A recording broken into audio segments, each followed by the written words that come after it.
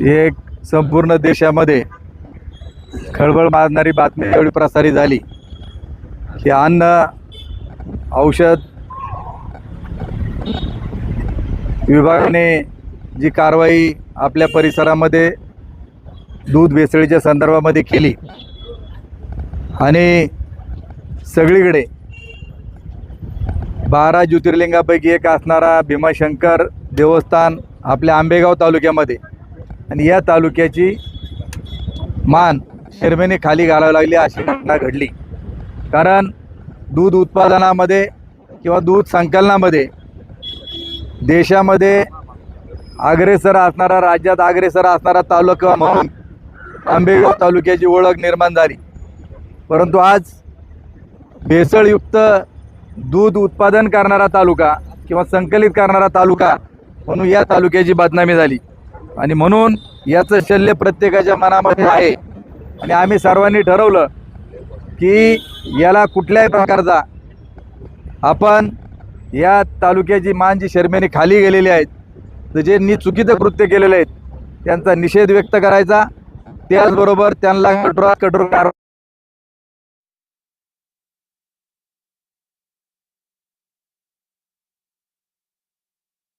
येऊन यांना कारवाई झाली पाहिजे। त्या संदर्भामध्ये आपण कमी वेळामध्ये सर्वजण उपस्थित झालात त्याबद्दल मी आपणा सर्वांचं मनापासून स्वागत करतो। सर्व पत्रकार मीडिया यांचं देखील मी मनपूर्वक हार्दिक स्वागत करतो।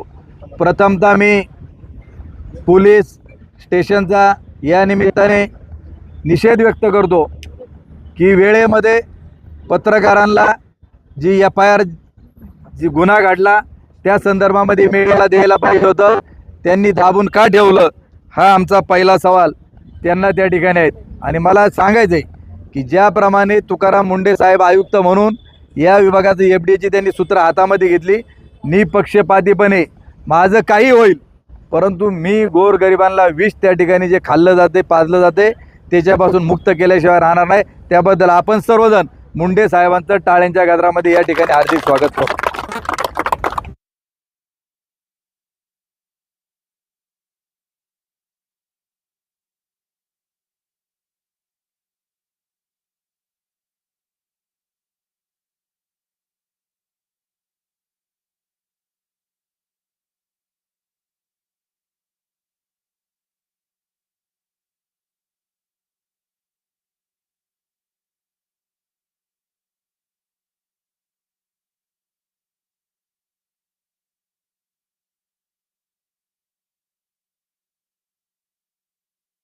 त्यावेळी ते दूध दिलं गेलं या आश्रमशाळेतील मुलांना।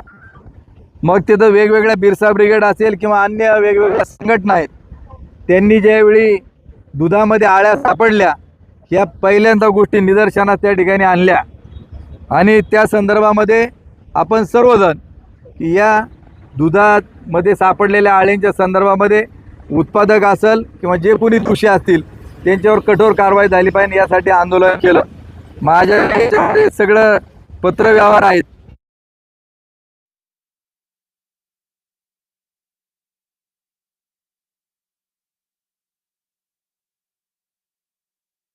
त्यांच्या विरोधात आबरू नुकसानीचा दावा आणि त्याच्यामध्ये प्रवीण पारधी माझं देखील नाव होतं, अन्य काहींचं देखील नाव त्याच्यामध्ये होतं।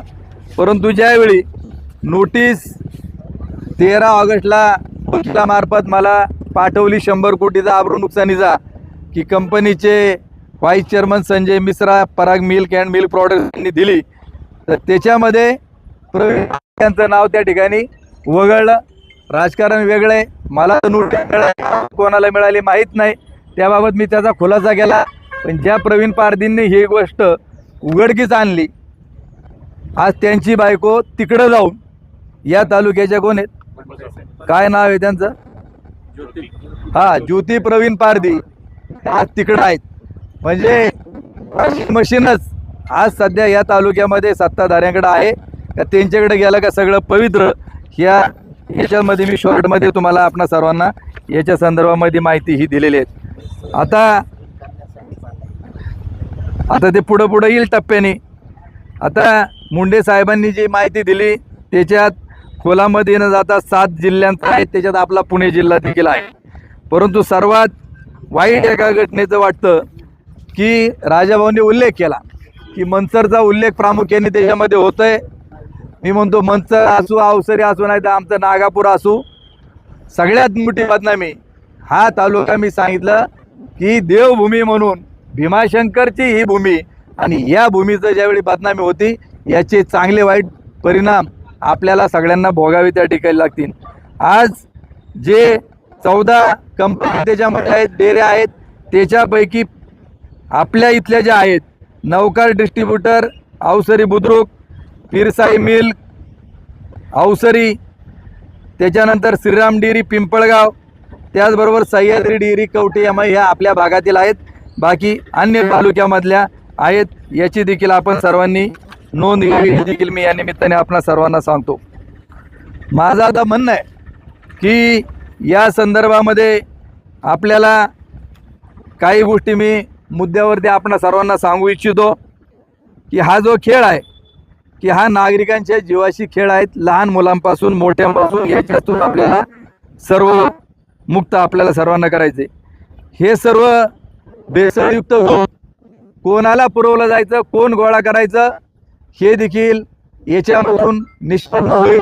मुंडे साहेबांनी सांगितलं गेले 1 महिना आम्ही जवळपास याच्यावरती अभ्यास करतोय आणि आम्ही याच्या मुळापर्यंत आम्ही जाणार आहोत. त्याबद्दल त्यांना मनापासून धन्यवाद देतो.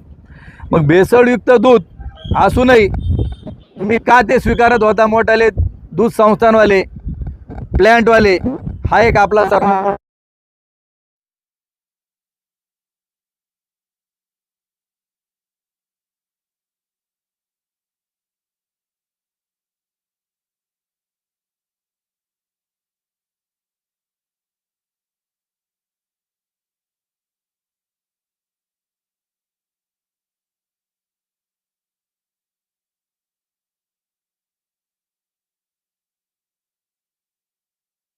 की जुन्नर, आंबेगाव आणि शिरूर हे कॅन्सरचं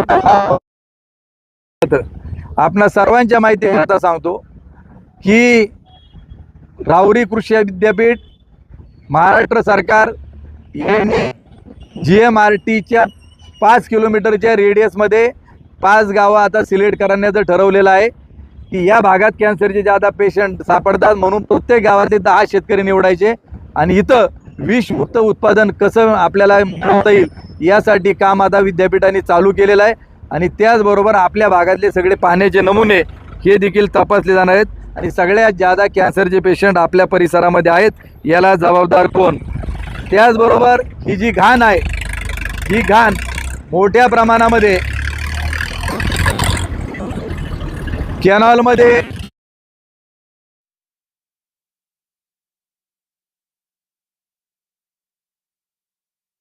पाणी हे दूषित झालेलं आहे. त्याच्यामध्ये तवंग पाणी भरायला शेतकरी जातो त्यावेळी त्याला खास सुटली जाते. ह्या कॅनॉलच्या पाण्यामध्ये भेसळ कोण सोडतं? त्याचबरोबर कालची देखील अवसरी बुद्रुकची घटना अजितराव इथं आहेत किंवा मीडियाने देखील काल दाखवलं. यांनी संदीपराव उतरड्यांनी जाऊन तिथं लोकांच्या मुलाखती की असे फेस मोठमोठ्या प्रमाणामध्ये तिथं उडत होते, कारण या कारवाईला घाबरून काहींना काल होत असलेल्या पावसामध्ये ते मिश्रण त्याच्यामध्ये सोडून दिलं. त्याचबरोबर की गेले 4 दिवस ही जी कारवाई चालू आहे, तर 4 दिवसापूर्वी या मोठमोठ्या प्लॅन्टला किती दूध येत होतं 5 तारखेपर्यंत? आज तारीख आहे 7, उद्या 8, की गेल्या 3-4 दिवसामध्ये एकूण दूध संकलनामध्ये घट किती प्रमाणामध्ये झाली? आपण जर विचार या तालुक्यात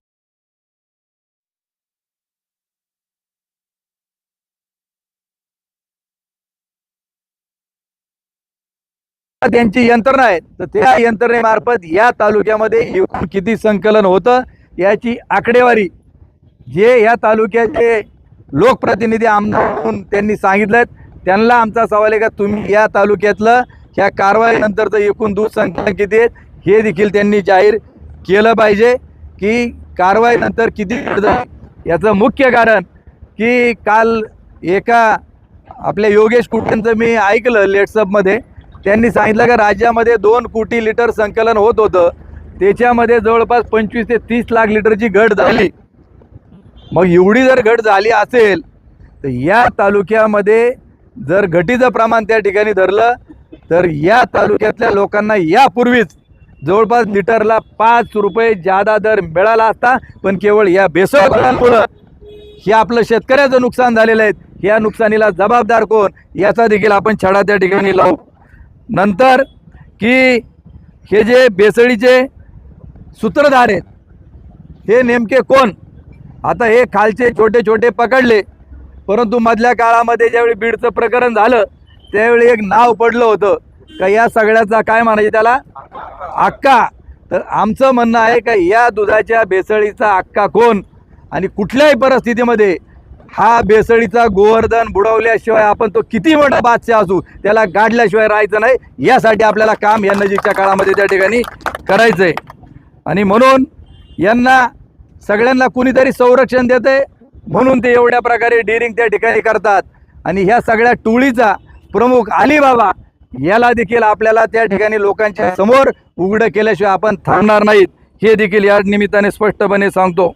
आता काल एक वाणी साहेबांनी एक बाईट घेतली होती आणि त्या बाईटमध्ये त्यांनी या तालुक्यातल्या दूध संघाला ज्यांना आपण निवडून दिलं विष्णू धर्माजी हिंगे गेले जवळपास कॉल रेकॉर्डिंग सुरेशरावांनी प्रसारित केलं की कॉल रेकॉर्डिंग त्यांनी ज्यावेळी व्हायरल केलं त्यावेळी त्यांना विचारलं की सुशांत हिंगे तुमचा कोण?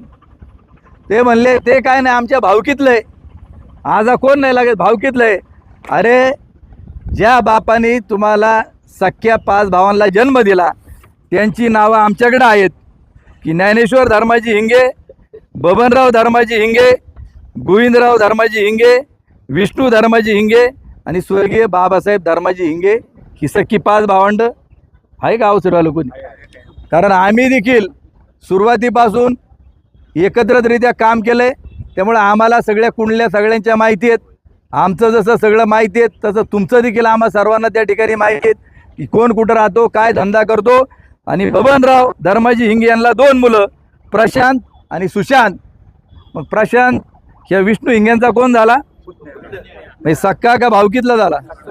मग पहिल्यांदा की ज्या तालुक्याचा प्रतिनिधी म्हणून त्यांना निवडून दिलं, ज्या मतदारांनी त्यांना जिल्हा परिषदला निवडून दिलं आणि गेले अनेक वर्ष राष्ट्रवादी काँग्रेस पक्ष अजित पवार गटाचे ते त्यावेळी ओरिजिनल पक्षाचे आता नंतरच्या त्या पक्षाचे अध्यक्ष आहेत, यांनी किमान अरे तुम्ही तुमच्या कुटुंबातल्या माणसांना जर तुम्ही त्या ठिकाणी मानत नाहीत तर ज्या लोकांनी निवडून दिलं त्यांची तुम्ही खरी सेवा करणार आहात का? ज्या दूध संघाचं तुम्ही प्रतिनिधित्व या तालुक्यातून करता त्याच्यामध्ये तुमचा संबंध आहे की नाही हे नजीकचा काळ निश्चित त्या ठिकाणी केल्याशिवाय राहणार नाही, हे देखील मला या निमित्ताने सांगायचं आहे. कारण प्रशांत आणि सुशांत तुम्ही संघामध्ये असताना यांना ठेकेदारी दिली का नाही दिली, काही कॉन्ट्रॅक्ट दिली का नाही दिली, हे देखील नजीकच्या काळात रेकॉर्डनिशी आपल्याला पाहायला मिळेल. कारण डी के वळसे पाटील पत्रकार आहेत, ते देखील अवसरी कात्र जिल्हा दूध संघात त्यांनी देखील नोकरी केलेली आहे, त्यामुळे त्यांना देखील याच्यातलं बऱ्यापैकी काही ना काहीतरी माहिती त्या ठिकाणी असेल. हा आमचं देखील दूध तपासायला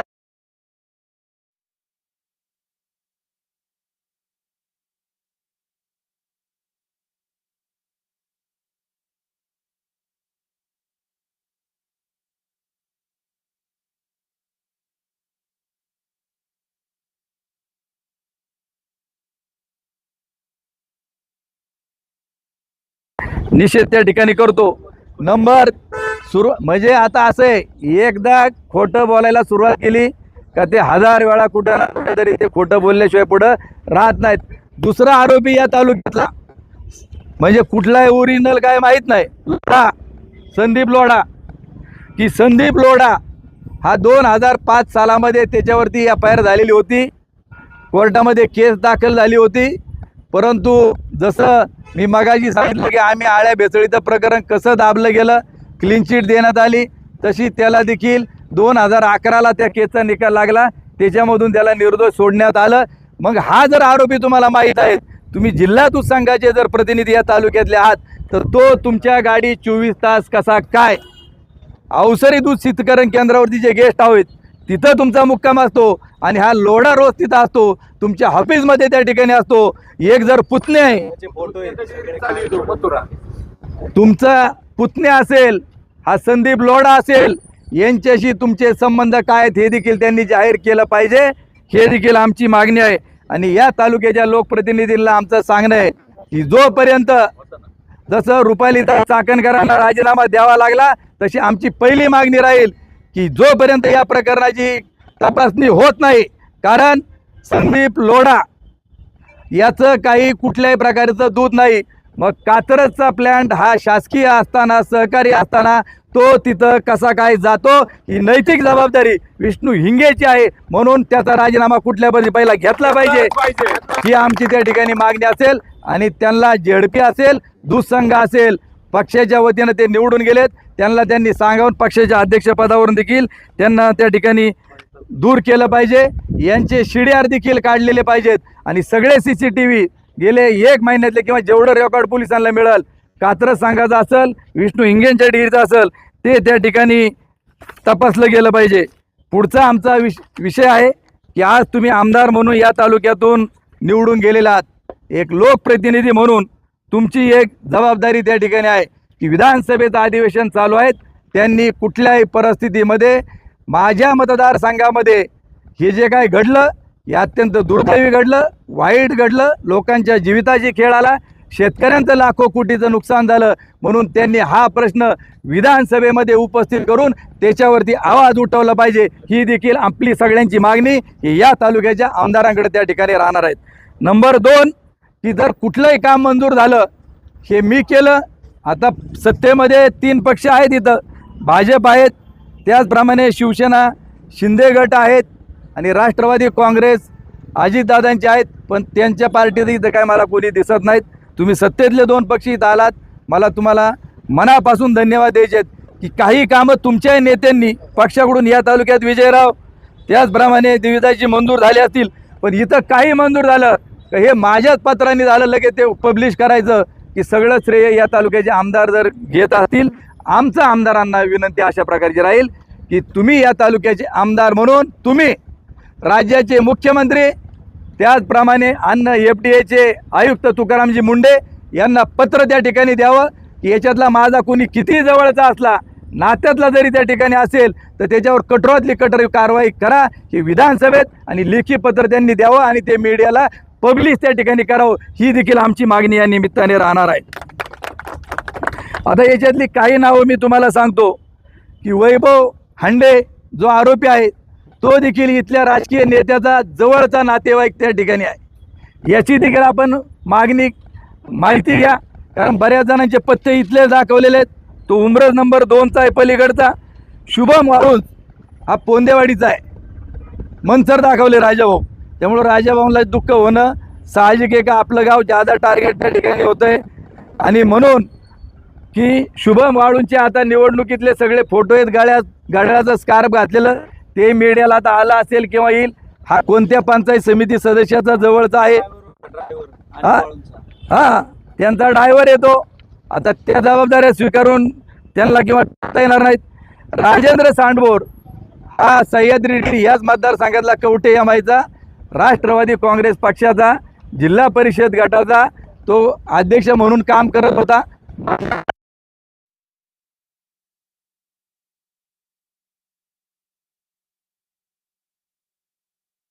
की जो पहिल्यांदा आळ्या शोधणारा तो उपसभापती, ज्याचं इथं आता ज्याच्याकडं ज्याचा पुतण्या आहे लोढा जो आरोपी, जो ज्याच्याकडे राहतो तो झेडपीला, दुसरा एक आरोपी आहे त्याची बायको पंचायत समितीला, दुसरा एक हांडे त्याचा एक जवळनाथ. म्हणजे याचा जो कोण अलिबाबा प्रमुख असेल या टोळीचा, त्यांनी याच्यात सखोल त्या ठिकाणी जाऊन यांचं काय करायचं, त्यांचं काय करायचं हे त्यांनी ठरवावं. हे देखील या निमित्ताने सांगतो. आपण आपले कार्यकर्ते काय करतात काय नाही याची देखील आपण वेळीच माहिती घेणं गरजेचं आहे. त्याचप्रमाणे आता दूध भेसळीत आहेत, परंतु ज्याच्यावर प्रक्रिया झाली, जे प्रॉडक्ट्स निर्माण झालेत त्याचे देखील सॅम्पल ॲनालिसिस निश्चित एवढे देखील विश्वास या निमित्ताने आपणा सर्वांच्या समोर व्यक्त करतो. त्याचबरोबर आता पुढच्या काळामध्ये आपल्याला काय काय करायचं आहे त्याच्यावर देखील आपण निर्णय घेऊ. सगळ्यात महत्त्वाचं मला पुन्हा एकदा सांगायचं की आज एक ट्रेड झाला आहे, लोकांची मानसिकता तयार करण्यात आली. का गीर गाई देशी गाईचं दूध सगळ्यात अतिशय चांगलं, आणि म्हणून कुठलं दूध येत केवळ फक्त देशी गाई गीर गाईच्या नावाखाली हजारो लिटर दूध इथून अनेक ठिकाणी विकलं जाते. म्हणून माझी जे पशुवैद्यकीय अधिकारी असतील किंवा FD असेल त्यांना आम्ही पत्र देऊ, परंतु या तालुक्यामध्ये खरोखर जी लोक हे असं दूध विकतात की तेवढं पशुधन गावठी गीरचं आहे का, तेवढं दूध आहे का, की हे देखील भेसळीचं दूध 100 रुपये 150 रुपये लिटरनी लोकांना दिलं जातं. याची एक आपल्याला चौकशी करायची. आता आपल्याला जे आंदोलन करायचं हे माझ्या मते आपण कशा पद्धतीने करू. सगळ्यात पहिलं एक काम आपण आता सुरेश भाऊ सगळे मंडळ या निमित्ताने करू की जो आता प्रत्येक गावामधला कार्यकर्ता इथं किंवा नेते असतील, पण माझं मत आहे की 100% कुणी याला विरोध करणार नाही.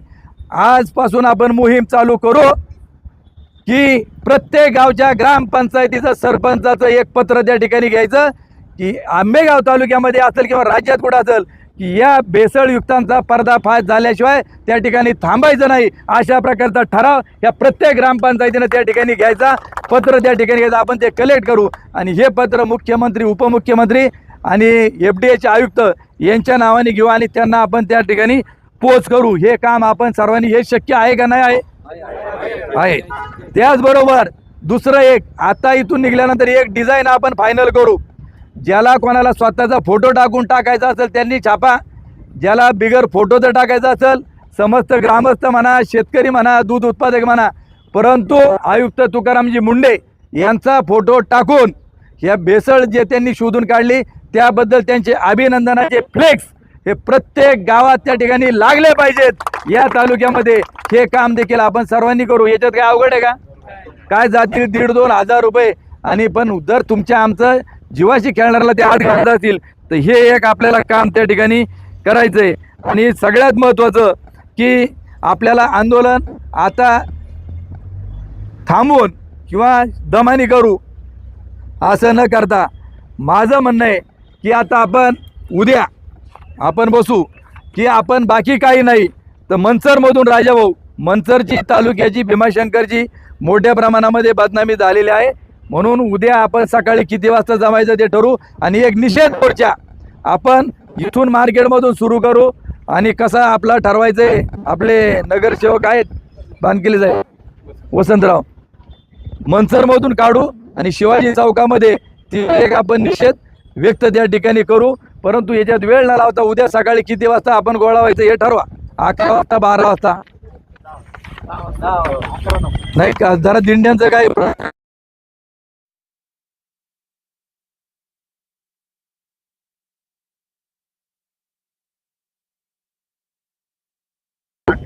याचा निषेध व्यक्त करण्यासाठी आपण इथून पायी इथून मार्केटमधून निघू आणि यांचा निषेध व्यक्त करू. चौक किती वाजता? उद्या सकाळी बरोबर 11 वाजता आपण ते फ्लेक्स वगैरे होर्डिंग सगळी तयार करू आणि आपण तशा पद्धतीचं उद्या आपण आंदोलन करू. आज फक्त आपण आंदोलनाची दिशा ठरवण्याकरता या ठिकाणी उपस्थित झालेलो आहोत आपण सर्वजण. आणि सूत्रधारापर्यंत इथलं पोहोचत नाही तालुक्यातल्या तोपर्यंत आंदोलन चालूच राहील. नाही ते नाही आता मुंडे साहेबांनी याच्या सांगितलं याच्यात मोठ्याल्या 2 डेरे आहेत त्यामुळे त्याच्यापर्यंत ते जाणार आहेत. तो कारवाईचा भाग आहे. तोपर्यंत आता अधिकृत त्याच्यामध्ये नाव येत नाही तोपर्यंत आपण अधिकृत हे करू शकत नाही, म्हणून आपण तेजीच्या काळात येईल. आणि सगळ्यात महत्त्वाचं रस्त्यावर इथं आपण आज का बसलो, वर आपल्याला सभागृहामध्ये बसायचं होतं परंतु तिथं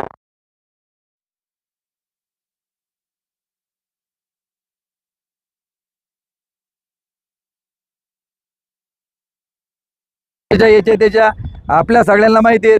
सचिवाला सांगितलं विचार, ते म्हणले सभापतीनं सांगितलं अजिबात त्या ठिकाणी हॉल देखील उघडायचा नाही. मग अशा पद्धतीनं भेसळखोरांना पाठिंबा देणाऱ्याचा देखील मी या ठिकाणी निषेध व्यक्त करतो. त्यांच्या मालकीचा आहे.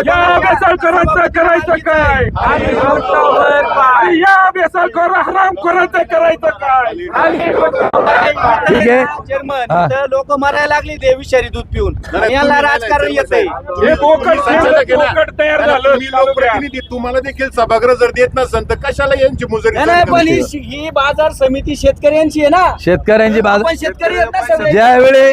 ज्यावेळी प्रवीण शेठ आपण कांद्याचं आंदोलन केलं, फक्त मंतरची मार्केट कमिटी जर सोडली, जुन्नरचे सभापती सगळे संचालक हजर होते, खेडचे सभापती सगळे संचालक हजर होते आणि त्याच्यामुळं आपण बाजार बंद केले आणि लोकांना त्याच्यामध्ये बाजार वाढले का नाही वाढले त्यावेळी लोकांचा फायदा झाला. परंतु त्याच वेळी हे सांगत होते का आम्ही दिल्लीमध्ये जाऊन अमक्याला भेटलो तमक्याला भेटलो, आमदारांचं स्टेटमेंट होतं की 8-10 दिवस थांबा सगळं होईल. परंतु 1 महिना 1.25 महिना झाला, एक देखील कांदा नापेड मार्फत खरेदी केला गेला नाही. जे काही यश कांद्याचा बाजारभाव आहे हे सगळे तुमच्या लढ्याला त्या ठिकाणी आहे, हे देखील या निमित्ताने सांगतो. म्हणून उद्या आपण बरोबर 11 वाजता या ठिकाणी एकत्र जमू. एका दिवसात शेतकरी फार्मर प्रोड्युसर कंपनी स्थापन केली, दुसऱ्या दिवशी नाफेडचं टेंडर मिळाले बरं. हा, मग दिल्लीला जाऊन दिल्लीला त्याच्यासाठी गेले होते. ते जरा शेतकऱ्यांसाठी नाही दिल्लीला कोण गेलेलं. ठीक आहे. पुन्हा एकदा सर्व पत्रकार आपणा सर्वांचं मनापासून धन्यवाद देतो, आभार देखील मानतो. आणि यानंतर उद्या बोलताय हा ठीक आहे राजाभाऊ उद्या. तुम्ही आता जो औषधीचा मुद्दा उचलला का, जो फेस उडत होता, पण ही कारवाई 4 तारखे आणि 5 तारखेच्या मध्यरात्री झाली. त्या टायमाला सुशांत ढिंगे यांचं मटेरियल, जो भेसळयुक्त मटेरियल आहे, हा सगळा जप्त केला होता. मग त्या ठिकाणी हा मटेरियल कोणी सोडला असेल? काय नेमकं आता याच्या बाबत काय आपल्याला सांगता नक्की येणार नाही, परंतु जे कुणी काय सोडला तर त्याचा आम्ही निषेध करतो. मी स्वतः ज्यावेळी मला अजित चव्हाणांचा फोन आला त्याच्यानंतर लगेच संदीप उतरड्यांना मीडियावाल्यांना सांगितलं. त्याचबरोबर आम्ही पोलिसांना देखील PI ला फोन केला आणि त्यांनी जाऊन तिथली पाहणी त्या ठिकाणी केली.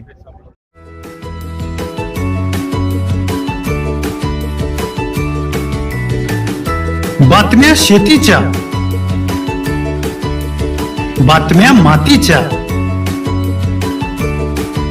बातम्या अन्यायाच्या, गुन्हेगारीच्या,